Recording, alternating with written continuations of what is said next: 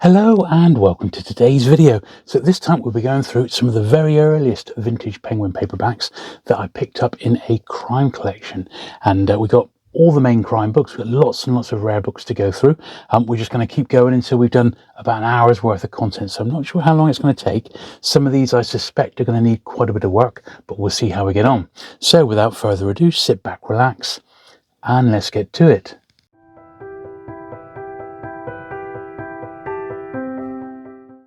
Okay then, so what better place to start than Penguin Books number 1. So this is not in a dust wrapper.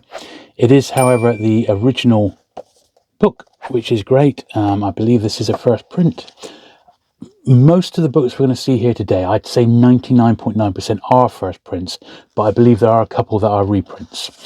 This one does say first published 1935.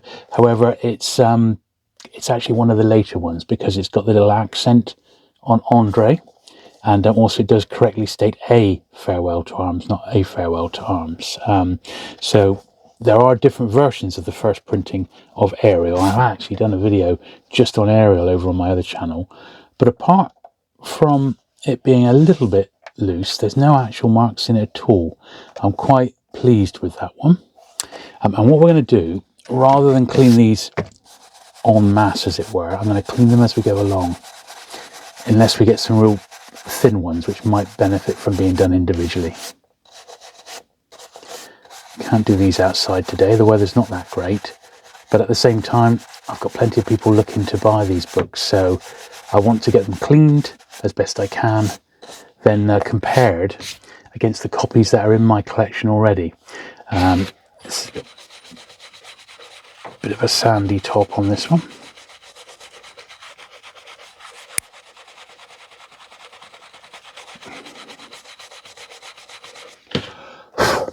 I suspect we might actually need the old toothbrush on this one just to get into that corner there.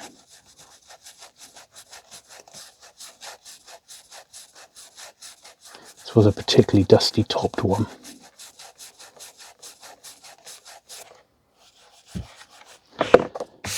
There we are. Now, I'm not going to do any gluing on this one. I don't want to be over the top with what I repair on these. Certainly some of the later ones in the collection, which we'll get to in the fullness of time, are not going to be repaired at all. I'm not going to really do much on it because I'm going to put them all to one side and just do them in a cheap job lot on eBay just to clear them, because they're not really collector quality. But all these early ones in any condition are. So that is number 1. Anyway, next is number 5. So we've got 2 copies of it, and this one on the face of it seems very, very nice indeed because it's in a dust wrapper, but let's have a look. This is a very nice one to have in a wrapper, only really trumped by Styles, which is the next one underneath. Look at that, what a beauty. I do believe I've got a copy of this one in a dust wrapper, but I think I keep it on the shelf without the dust wrapper on it. So let's see what printing this one is. That's the second impression from 1935. So quite interesting, that's the second print. Now there is another copy, which I suspect is probably the first. And I wonder if the 2 dust wrappers have slightly got mixed up. Who can tell? Because this is another copy. Once again, it's got the remnants of a dust wrapper, this one. It's certainly looking a bit the worse for wear, because it says £30 inside. So that's the remnants of the dust wrapper. Look at that. So we should keep all that together. And the book itself is absolutely fine. But that's the proper first printing of it.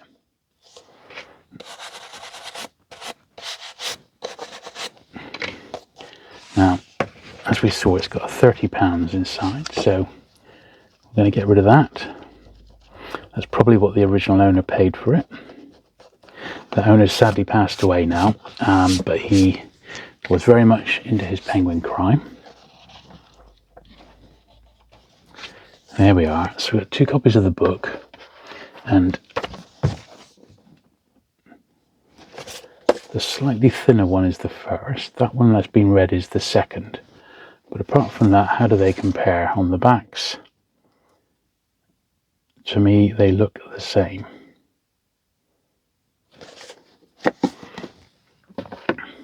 Right. So yeah, this dust wrapper, I suspect, is probably interchangeable because it's just one printing less, potentially. But there's nothing we can do with it. We can replace it like this, a bit like a jigsaw. But there we are. So it is all there, all the little bits are there. So what I'm most curious to see is how does that compare to the one that was potentially on the second print? Because they could have easily been mixed up. And to me,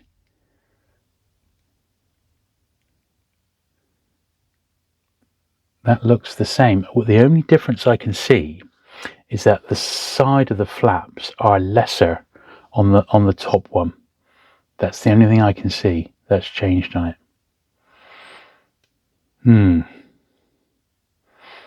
Very interesting. Well, I'll have to do some comparison with my own copy as well.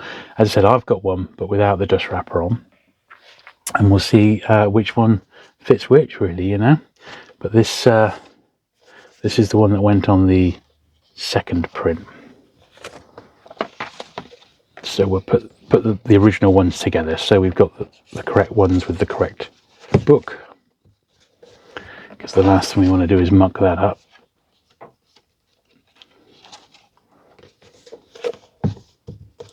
Now, there's a little 2 shillings on that one. Now, with regards to this one, I think all we can really do is gather all the bits together.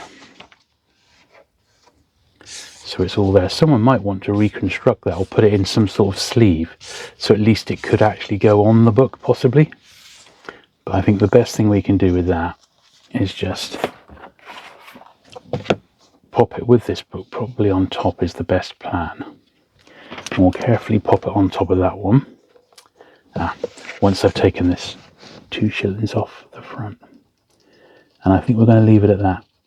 Sometimes, particularly with these rarer books, less is more. You know, you don't want to be doing any damage to these if I can help it. So I think that's absolutely fine for those two. Now, we got 2 copies of Styles. I think we got a first and a reprint. This is the second impression from August 1935. This is the first print from July 1935. So we've got those 2 first, and then we've got the later one, which it gets renumbered number 61. So this is the first printing. And that's quite a nice copy, that one. Now, I would say that is going to benefit from the tiniest little bit of glue. Just where it's been nicked. And hopefully that'll stop that bit getting any worse at all. Now it's multi-layered, so we might need to go back into that in a minute. We'll do the same at this end. 2 spots here. I'll try and show you on camera. There's a spot there and a spot there. Because this may end up being the copy that I keep. If this is better than the one I've already got, it might be.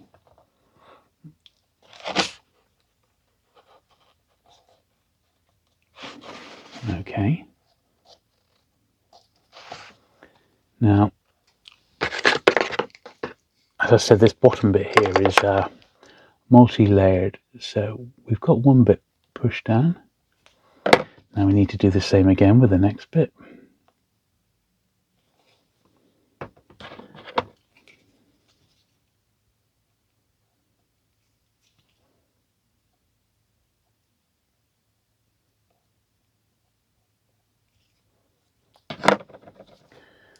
A little bit more.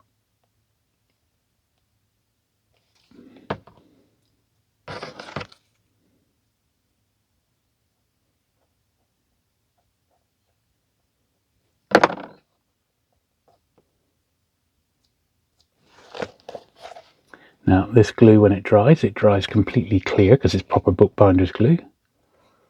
And I think that's going to stop that getting any worse. And quite a nice presentable copy, that one, and I'm very pleased with it. Now this was the reprint, which is equally good, and because even though it's a reprint, I'm going to keep this myself. I used to have the reprints of this book, and I foolishly gave them away, really nice ones in wrappers as well, and even the reprints are worth good money.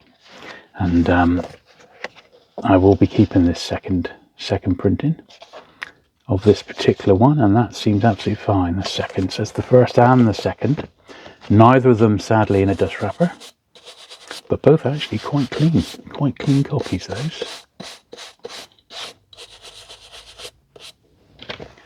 So not going to complain about those. Now we've got 6A, which is The Murder on the Links. So Mysterious Affair Styles got withdrawn, and then it was replaced with this one, which is number 6A. And this one once again has the elements of a dust wrapper.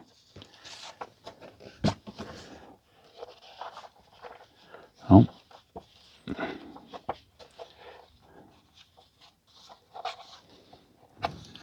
Another piece of the puzzle, and another piece there in the front. So there's a few bits of the wrapper. Most of the wrapper's there, just broken up again.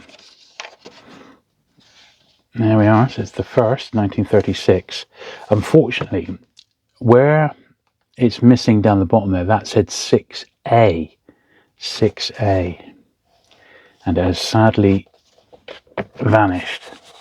That bottom bit of the spine is gone, which is a shame because it's one of the most important bits to it. But there we go.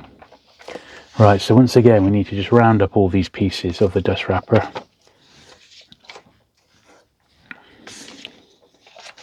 Make sure nothing is lost, because that's an important part of the book's history, that one. I can't even remember if mine is in a dust wrapper. I honestly can't remember. I don't fuss too much over the ones in dust wrappers. You know, it's a real tall order to try and get all the books that Penguin published in a dust wrapper actually in dust wrappers. Certainly not impossible, but it's an avenue. You know, if I only collected Penguins, that's probably I would try and strive for that. But because I collect lots of other things, you'd be going on forever, wouldn't you? So this is a great one. The Thin Man. There we are. Look, nothing to do on that at all. I believe I have a very nice copy of The Thin Man in a wrapper, but it's a scarce one all the same.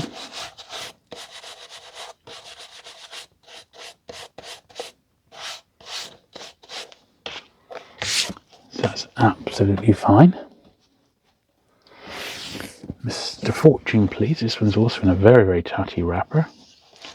Whether that's helped protect it underneath, usually it does. So if they're in a wrapper long term, they usually have an element of protection. This one has evidently been read a few times because it's a bit cocked. It's a bit skew width, in fact, ever so slightly.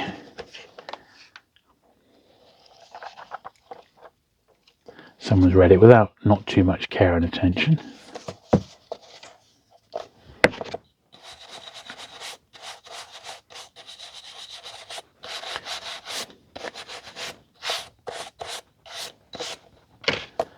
Okay, now, just looking at the top of the spine here, I think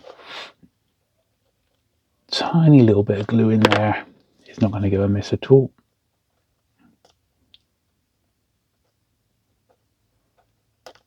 There we are. That's just the sort of thing that would get caught.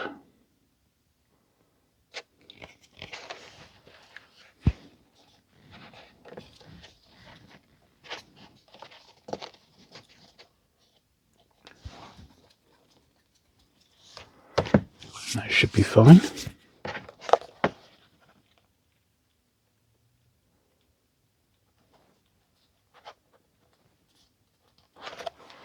And this one needs to be housed back into its wrapper, which is there. It's all there. It's just in a sorry old state, really, you know, but that's generally how these wrappers are found, in a bit of a state.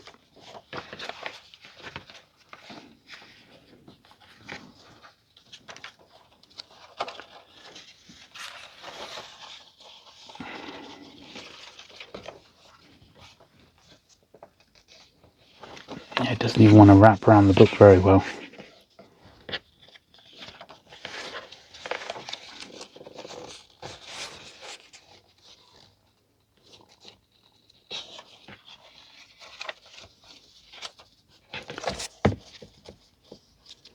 Yeah, it's on, but anyone who ends up buying that will probably do like I do and take the book out of its dust wrapper and just have it on the shelf as is. So we do have some non-crime books, and here's one of them. So the W Plan, this one is in a wrapper. This isn't too valuable or anything, but it's got faded spine.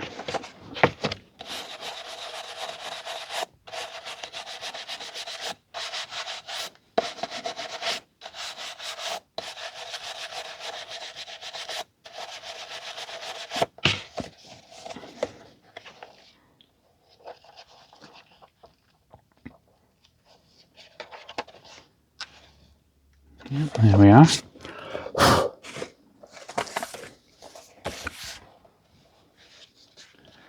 again, I can't remember if mine's in a wrapper or not, to be honest.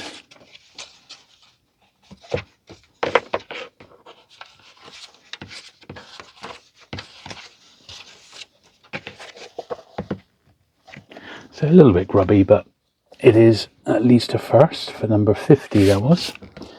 Now we got the Poisoned Chocolates case, 58, which is very cool.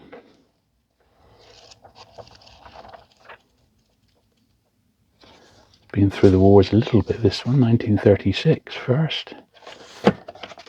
$8 inside. Now, one of the little trademarks of this collection is that a fair few of the books seem to have been bought in Australia, and I know from the collector's widow that they did spend a fair bit of time over there. So a lot of them, almost all the penguins, of course, were exported. It's interesting that in the entire collection, I've only found 2 locally printed early Australian editions, but since it's not one that I've ever tried to pursue, I'm very, very pleased to get them. So 2 more copies of Mysterious Ferret Style. So this is after it's been, the rights have been cleared now, and they re-released it then as number 61. So there you go.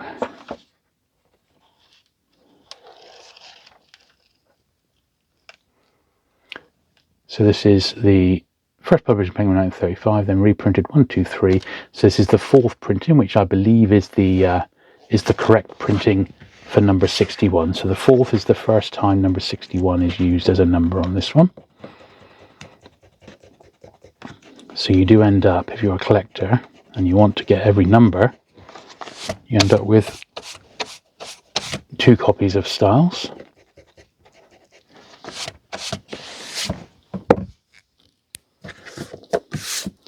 But it's such a good book, I'm sure you won't mind having an extra copy. Now, there's another one here in worse condition. I wonder what state this one is. So that it's got the variation. Yeah. So there are 2 variants to this one, and I wonder if this has got the if it's got the correct 4th printing. 1, 2, 3, 4.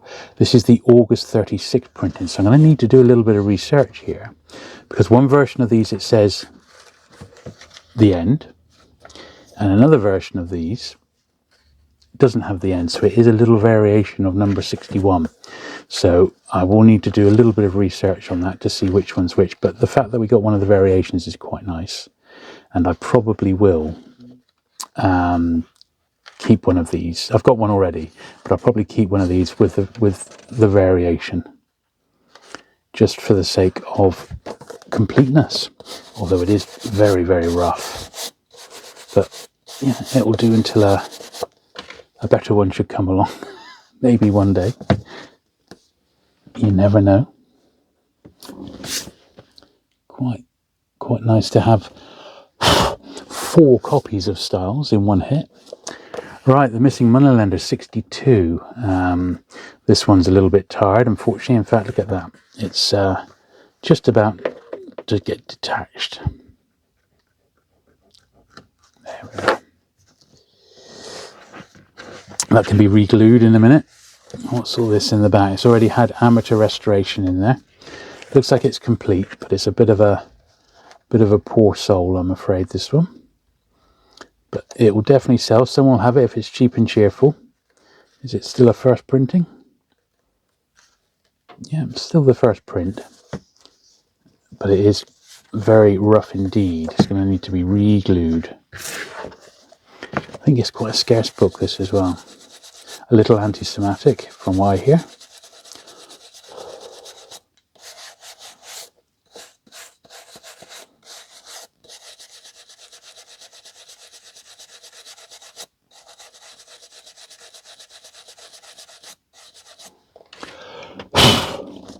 Right, let's re-glue this one as best we can.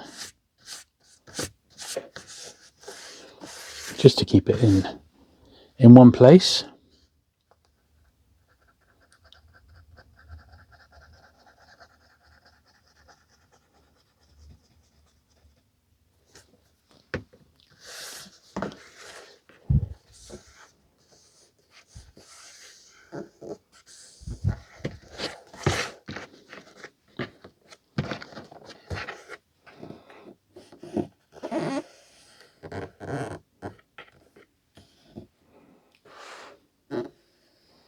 Once I've been through my own collection and compared my copies, I will come back and grade the books, make a few, any important notes, and then I'm going to bag them up to give them another layer of protection. All these early, everything pre-500 needs to sort of be in a protected bag, really, just to keep it in as nice condition as possible and stop it getting potentially any more damaged. All right. A little favourite of mine, number 62, which is Raffles. Really like the Raffles stories. There's 2 in Penguin.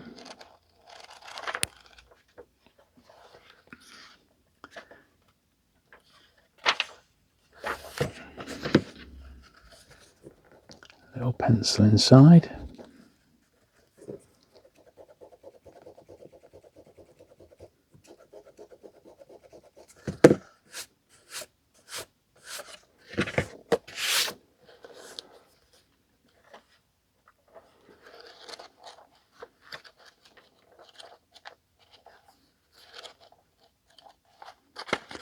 I thought I spotted a turned over page, but that's actually misprinted. So that has to stay folded over. Not 2 dusty tops.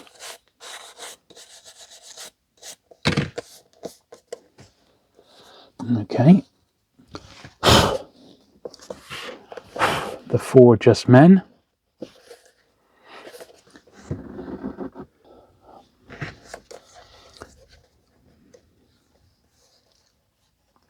Coming away a little bit there at the back.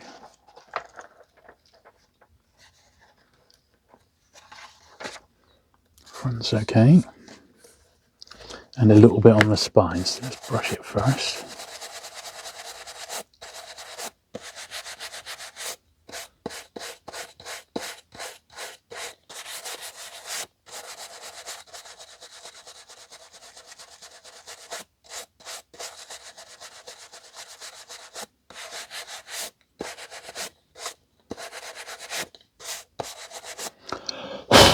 Right,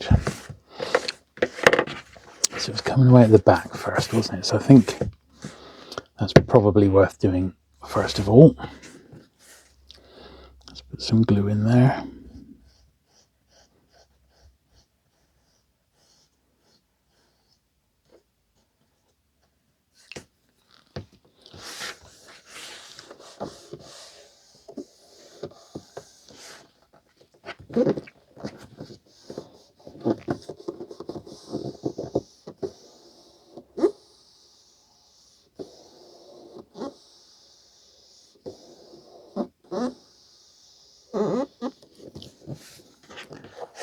Okay, then on the spine,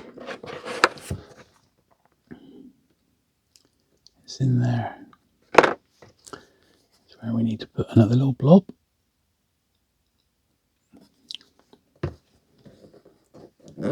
Squish it out. Grab that with my fingers.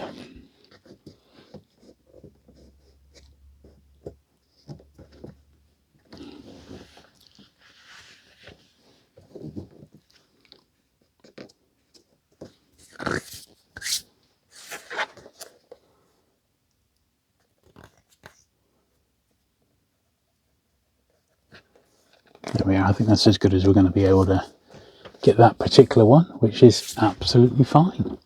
Right, last one in this little pile here, number 65, Man in the Dark.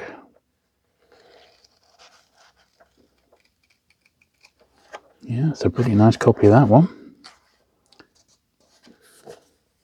No wrapper, but apart from that, very nice. Even the page edges are nice, so that's a nice one, that nice and bright.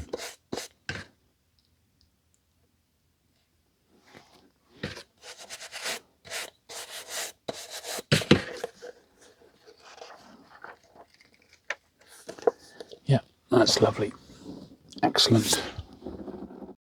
Right, carrying on there with number 78, Trent's Last Case. This one seems in nice condition. And you'd think that they'd start to get better condition as time goes on, but of course, as soon as war comes along, the Second World War, things go decidedly south, don't they, condition-wise? And the books actually get harder to find in nice nick. But there is a little period pre the Second World War. I think the books are quite common, and they are, well, not relatively common, and they are very, very lovely. They're beautifully made books, and they seem to have lasted the test of time. They're quite robust, you know what I mean? But that was always something about Penguin, wasn't it? They were always the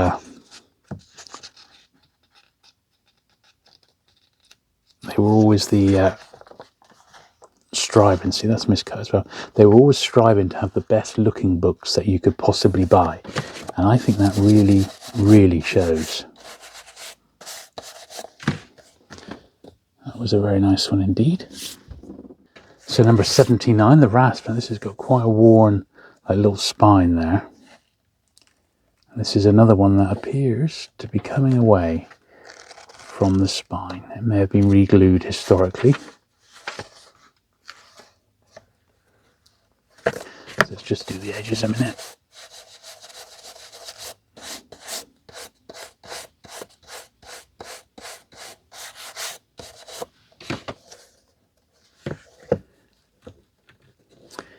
Yes, it's not looking too good. I don't really want to go digging around in there. I think we're just going to need to keep what's there, but re-glue it, put some fresh glue in, with the hope that it will just keep it a bit stronger. But it's not in a great way, this particular book.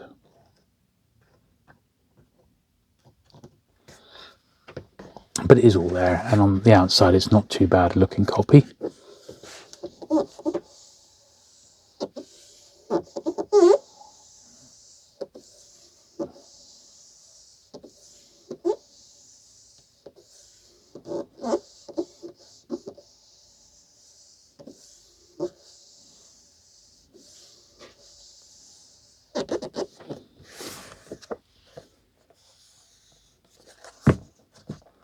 Yeah, that's not too bad at all, that for number 79. Now number 89, Documents in the Case. This one's, I shudder to say, common, but I would say it does turn up, this particular crime title. I don't think any of these are common anymore, particularly in first print, but this is one that does turn up. And there's not too bad a copy of that one, fairly robust.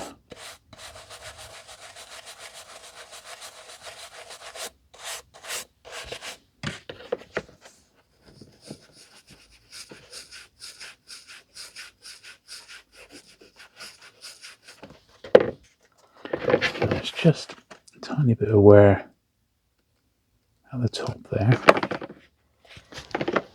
Just a tiny bit of glue in there is going to do wonders on that, I think.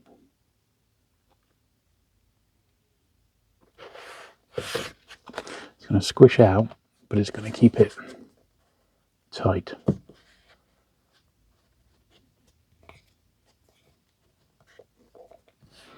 Just hold that down for a minute.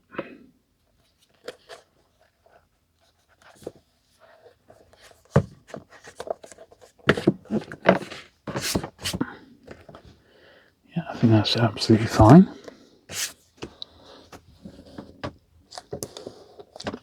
Three more to the, so we've done the first 100. Sandfield Scandal. This one's a little bit rougher.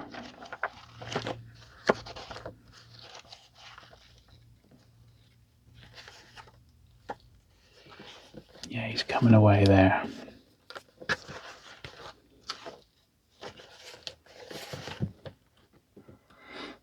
Once again, it's probably not worth trying to dig all that spine out to try and repair it. I think it's probably just going to be a case of just put this bit of glue in here just so it doesn't get any worse, but without taking the book completely to bits, which I don't think this warrants. It would just be too much of a job, and I'm not looking to do a massive overhaul on some of these. Just very short, simple fixes is all that we're looking to do. Just so they've preserving their sort of eye appeal, really.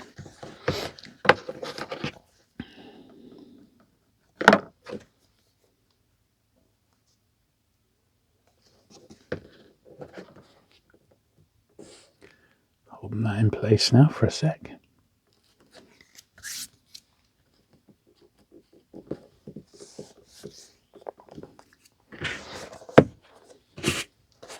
Dusty top. Definitely a very worn copy that may have already been repaired historically at some point, because that definitely happened, which is why Penguin, you know, got round eventually to releasing all manner of covers for their books, you know. Right, Chesterton, Man Who Was Thursday. This is released under the Orange Fiction. A bit of pen inside, which we can do nothing about, but it is a proper first. But it's yeah, quite worn, this one.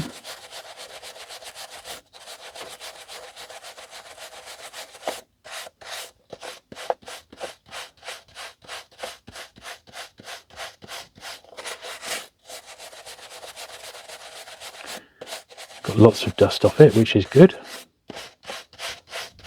Stacks of dust coming off it.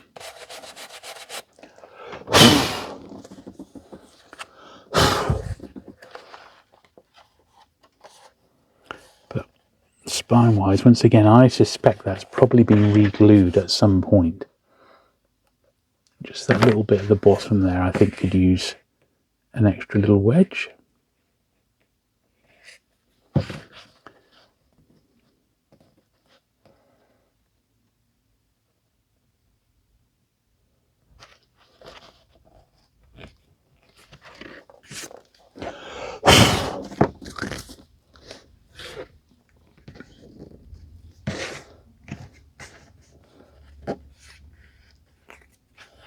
Yeah, not the greatest copy, but at least it's a copy, and someone will be happy with that, I would think, you know.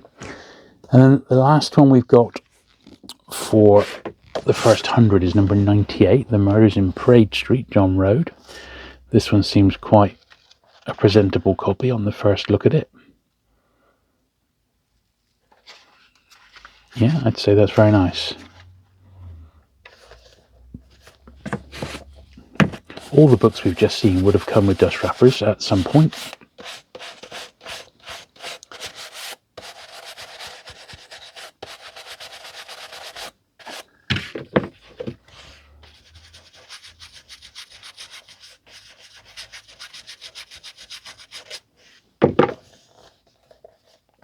Yeah, there we are. So that's the first books in the first 100 all sorted. Right, so we'll crack on and do the second 100 books in this collection, and then we'll call it a day for today's video. But this is another lovely one. It's another beautiful Raffles book. This is the second one, Mr. Justice Raffles. And once again, not in a dust wrapper, but still a nice first. Look at that. This annotation inside, that price, they're from a book dealer from many years ago called Brian Kesterton. And I used to get Brian's catalogues, not from when he started, but from the early 90s. And a very, very nice chap he was, and a font of Penguin knowledge. And my Green Ariel, my prototype of book number 1, was Brian's old copy, but I recognise his pricing inside, and evidently the original owner of this collection also was a customer of Brian's. This is an absolutely beautiful one. I think my own copy may be just slightly cleaner than that, but it's one of my favourites. I very much like that one. And I just realised we forgot to do the 2 tops here, so we do these as we go along, since they were both quite nice. And looking ahead, we've definitely got a couple of cleaning dilemmas to do in this particular batch of books.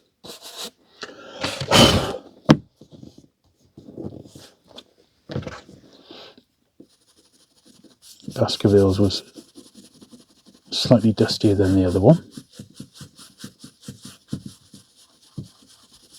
It's a little bit of targeted there. Targeted cleaning. Okay.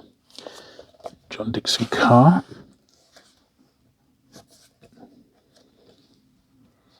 So again, this is a little bit rough. It's a big bit of tape in there, because this has come away at some point.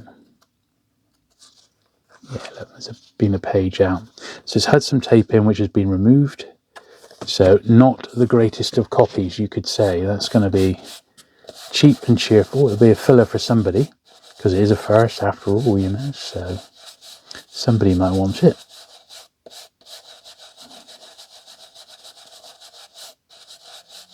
But it won't be expensive. Not with 2 pages loose like that. The Havering Plot, 127. This is another one. Look at this. This has got plasters inside. Oh my goodness. That is the pits, isn't it? That is the pits. Dear, oh dear. No one's going to want a book with that in. And in fact, we might actually have to take the last page out if it rips, because that is just awful. That is awful. Yeah. I've never quite seen plasters being used in a book before. Dear, oh dear. Just awful.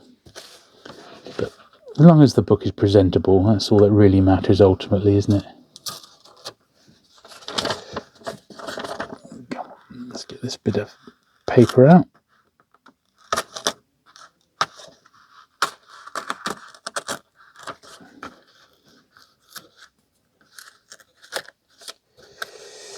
Yes, that's perhaps one of the worst ones we've had to deal with yet. I can't believe someone had used a plaster, 2 in fact, to keep the book together. But that's a little bit better now. Dear, oh dear. Right, we need to re-glue that now. Dear, oh dear, oh dear. Still, it will be cheap and cheerful for somebody, and ultimately, I think that's going to be okay. I mean, certainly, if this was the world of rare comics, and this was a very rare, like, American comic, there's always a market for people buying like low-grade fillers. And the same, you could say, it could be said for the rare crime books, you know, particularly the wartime ones. I mean, in fact, I've got at least one in my collection which hasn't got a back cover, I think. And sadly, the copy in this collection, I believe, is a reprint. So I'm not going to be able to upgrade it. I might keep the really nice, beautiful condition reprint, because my current copy is minus its back cover. But that, I mean, it's basically It's just keeping it together by the skin of its teeth, really. But it's just going to be, I'm not going to put a lot on this, but maybe a fiver, possibly. Maybe a tenner, I don't know. Or maybe somewhere in between. But it is at least a copy. It doesn't look too bad like that, you know. Right, this is 10 minutes. This is another one of those ones, crime titles, that turns up quite a bit. And this is a very nice copy of it, though. Very, very nice.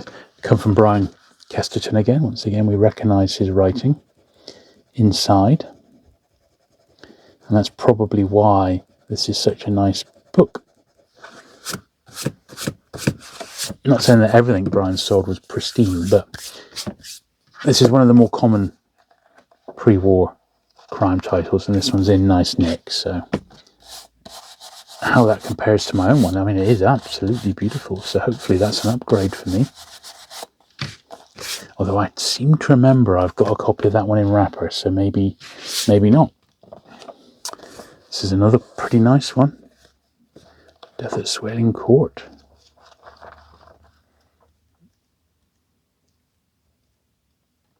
Yeah, another one from Brian Kesterton.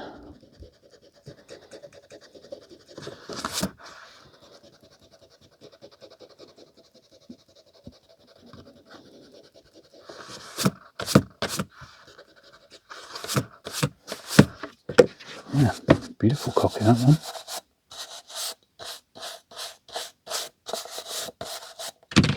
Very nice indeed. Right, Spider Web. Rough, number 142. Rough, rough, rough. Spotty, foxed.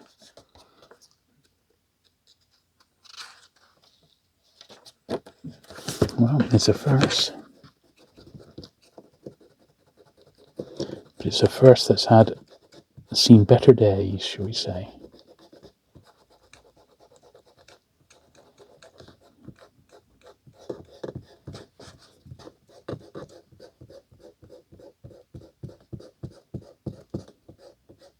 But once again, someone will be interested in this one, I'm sure. As long as it's not too expensive.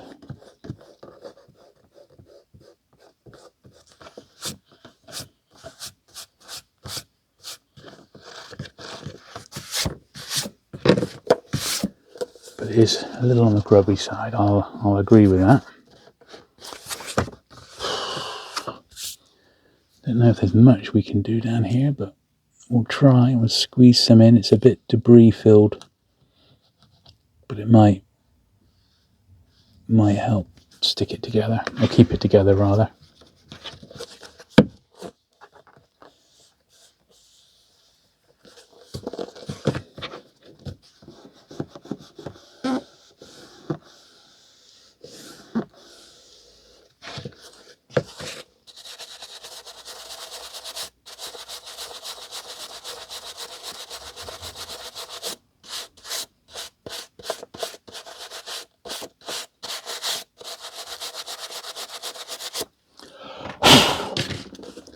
There we are.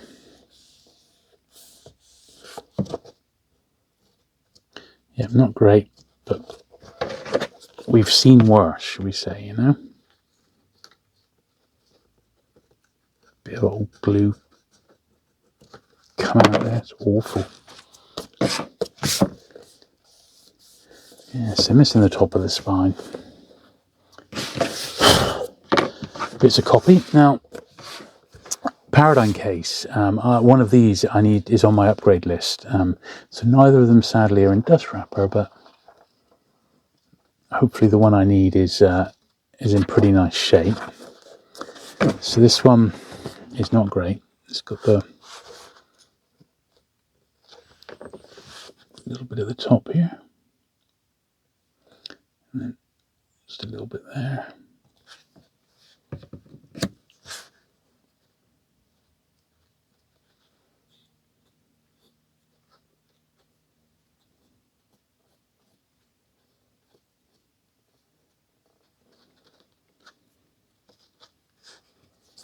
Yeah, it's a bit of a worn one, but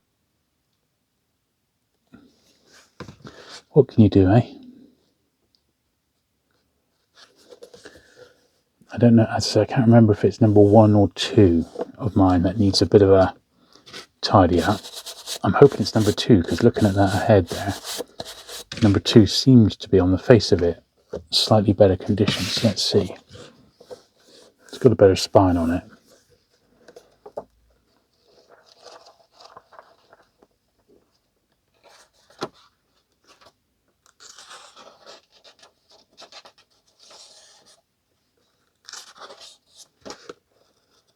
Yeah, I just have to compare. So once I've cleaned this first couple of hundred, I'm going to make the start of the huge comparison job. So it's going to take a long time to... some of them I've already got listed as ones I need to upgrade, including one of these. But I can't remember, as I said, I can't remember if it was number 1 or number 2. But other ones I'm going to need to visually check right against my copies on the shelf. So I'm going to be getting them all out and comparing to see which ones are better. Now this one's a rough old one. So that 147. This is the first one we've seen with a Murder 1 label on. So Murder 1 was not in Charing Cross Road in London, but it was near it. It was sort of around the corner. And as I recall, Murder 1, it was a crime specialist bookshop, and on you went in on street level, and it sold new crime books, and then downstairs it was second hand. And interestingly, their label is going to leave a bit of a mark, because these covers aren't glossy, of course. And I believe Murder 1 was in some way connected to the original Forbidden Planet shop, as I recall, vaguely. It was a long time ago.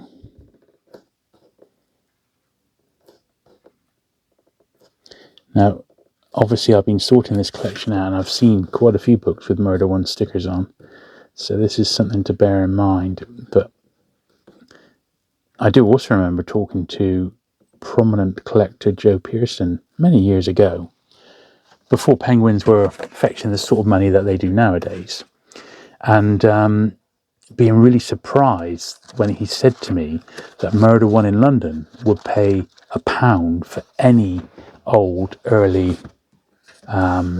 Penguin book, crime book. Just across the board, they'll pay £1. And I thought, wow, that's amazing, you know, because at the time they were so common. I was picking them up at boot sales and stuff, you know. So, but this one's evidently been through the war. Interestingly, it's got someone's email address. Look at that, Lucy address at backpackers.com. Maybe she was the last person to own it.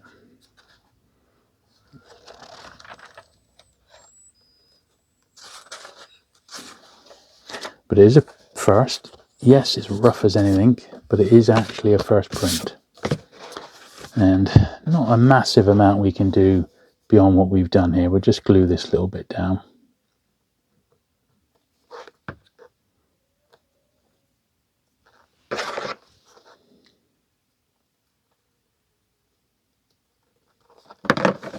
But once again, it's going to be cheap and cheerful. It'll fill a hole for somebody, I would suspect.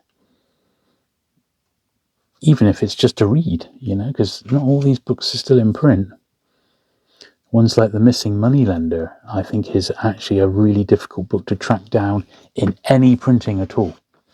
So that might be one. Even though our copy, or the copy from this collection, is quite low grade, someone will want it.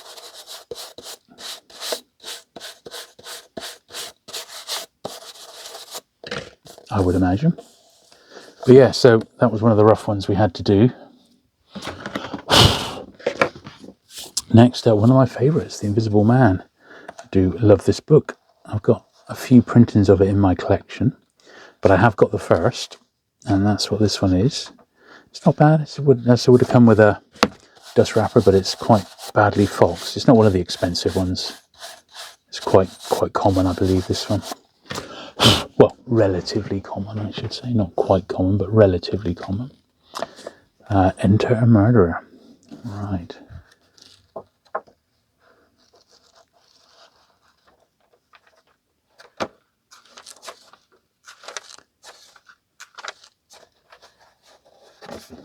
Very nice. So just a little bit of the spine to sort out on this one.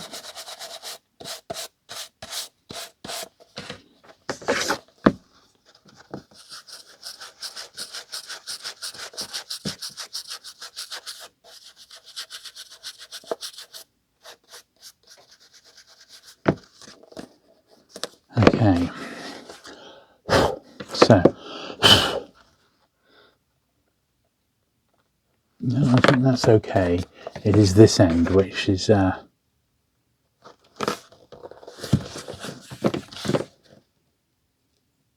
it's just a little bit.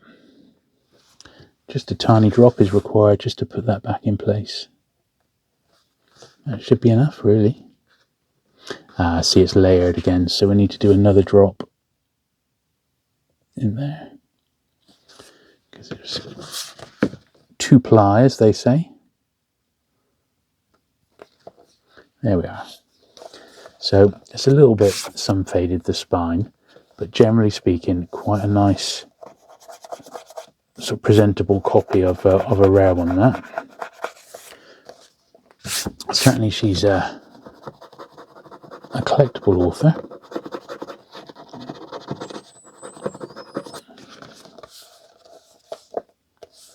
So that's all right. Right, Piccadilly Murder. Of course, this is part of a run of 10 that Penguin published, all crime books, all in a row, numerically. It's got Brian's pricing on, VG, £8.50. And what Brian used to do in his catalogues, he would, with the crime ones, you could only order 1 or 2, or sometimes 3 per order, basically. So everyone got a few for their collection. I think that was a really fair way of doing it, in all honesty.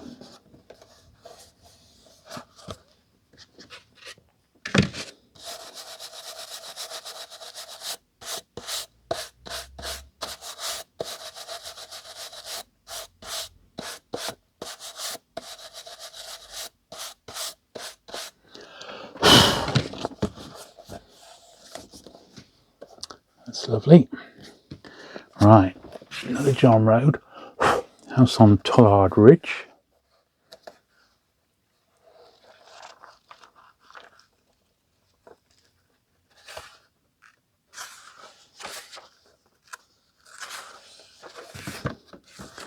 I'm not sure if this is in pen or pencil.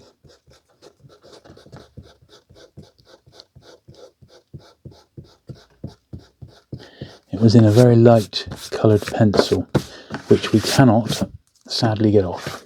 So that is there for a keeper.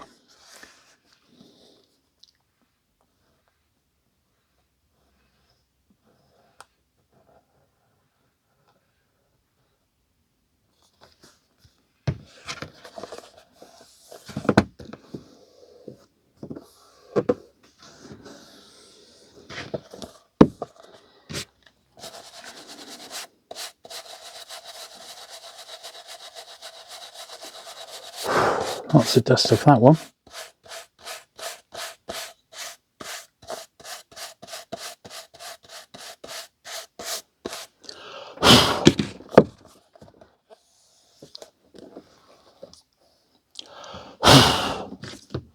Right, Murder at Crumb House. So this looks a nice presentable copy.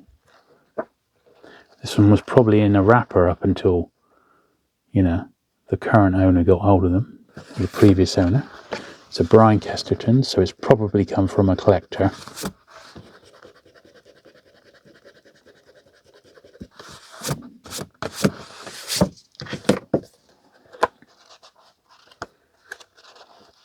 Lovely. Right, now the next one looks like it's going to be a bit of work, so I'm just going to pause there a moment. Right, so the next one is this one, which is 156, and this is one of the ones I'm not going to be repairing. This is in so poor condition, look at it, that I'm not going to be personally repairing this one. It's just going to go to one side, and this is going to be in like a massive job lot of low-grade books, basically, so we don't need to worry about that one little bit. This one, however, is a beautiful copy of Fu Manchu. Very, very nice, this one. No wrapper. But still, I suspect it's going to be an improver on my own copy, so I'm very pleased with that one. Yeah, there's not a mark on that at all, so that's lovely. So we'll be pleased with that one. But the A Milm can stay as is. Right, Waxworks Murder.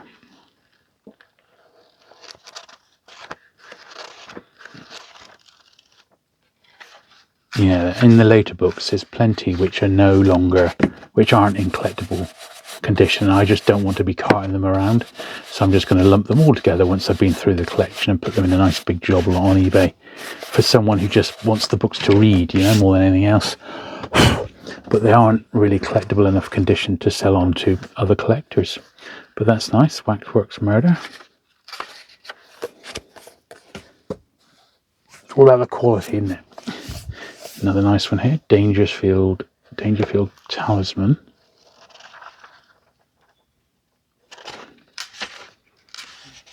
And this is that, generally speaking, that very, very nice period in Penguin history where the books are beautifully made and they're not falling under any sort of paper rationing restrictions at the moment. This is another nice square copy of this one. So it's funny that these aren't in wrappers. It's almost like they may have been in wrappers and they were just all taken off. 450, it's an ex-Brian Kesterton.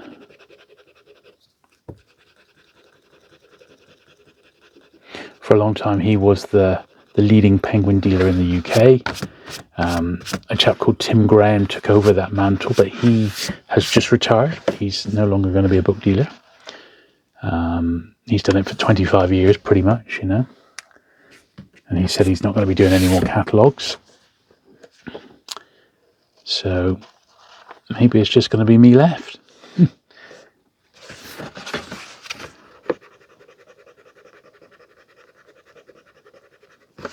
Although there are a few other dealers stroke bookshops and that online which do specialise in penguins, or at least it's part of their oeuvre, as it were. Lovely.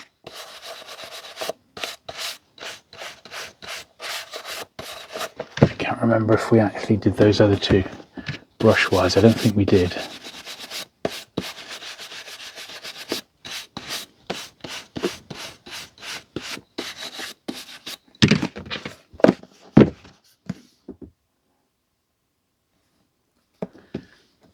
Okay. And the last one is number 190. Now, what I'll do, although for me, I'm going to be obviously having to work my way through these penguins, at least the first 500, at quite a swift pace, because there's lots of people looking to buy them, and I can't get rid of any of them till I've gone through my own collection.